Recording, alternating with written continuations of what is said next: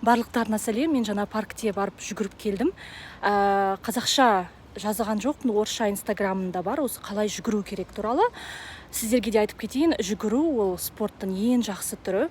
Ақылды болғыларыңыз келсе, денсаулығыңыз жақсы болғысы келсе, ауырғыңыз келмесе, жүгіру ең спорттың жақсы түрі. Мен қалай жүгіремін? Мен музыканы қосамын, бір өлең біткен кезде, өзім ұнайтын бір өлең біткенде, ол менде бірінші warm-up, яғни бір өлеңнің ол 4 минут жүгірем, содан кейін демалам 5 минут, содан кейін екінші рет жүгірем, екінші раунд. Ол жерде екі музыка, екі өлең біткенше жүгірем тоқтамай. Жүгіргенде басында әрине жайлап жүгіреміз, асығудың қажет жоқ.